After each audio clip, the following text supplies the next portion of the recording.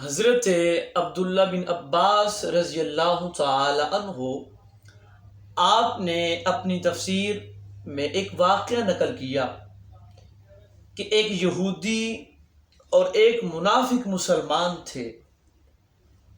اب ان دونوں کا آپس میں کسی وجہ سے اختلاف ہو گیا۔ اب یہ دونوں اپنے اس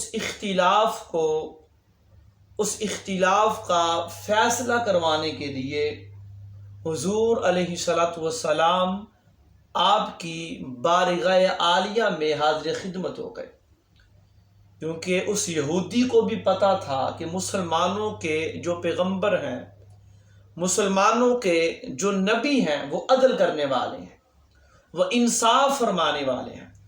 اب یہودی آدمی اور منافق مسلمان، اب یہ دونوں آقا علیہ الصلوۃ والسلام آپ کی بارگاہ عالیہ میں اپنے اختلاف کا فیصلہ کروانے کے لیے حاضر خدمت ہو گئے۔ اب دونوں نے آقا علیہ الصلوۃ والسلام کے سامنے جو معاملہ تھا، جو آپس میں اختلاف ہوا، وہ دونوں آقا علیہ الصلوۃ والسلام کے سامنے بیان فرمائے۔ تو آقا علیہ الصلوۃ والسلام آپ نے ان دونوں کے موقف کو سنتے ہوئے فیصلہ اس یہودی کے حق میں دے دیا، کیونکہ یہودی سچا تھا۔ تو آقا علیہ السلام نے عدل کرتے ہوئے، انصاف کرتے ہوئے فیصلہ اس یہودی کے حق میں دے دیا۔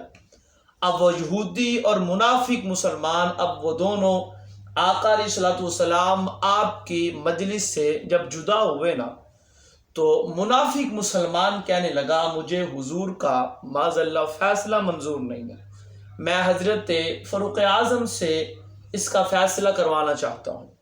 اب یہودی کہنے لگا، مجھے کوئی اعتراض نہیں ہے، ہم حضرت فاروق اعظم کے پاس چلے جاتے ہیں۔ اب یہ دونوں منافق مسلمان اور یہودی خلیفۃ الرسول، خلیفۃ المسلمین حضرت فاروق اعظم رضی اللہ تعالی عنہ آپ کی بارگاہ عالیہ میں حاضر خدمت ہو گئے۔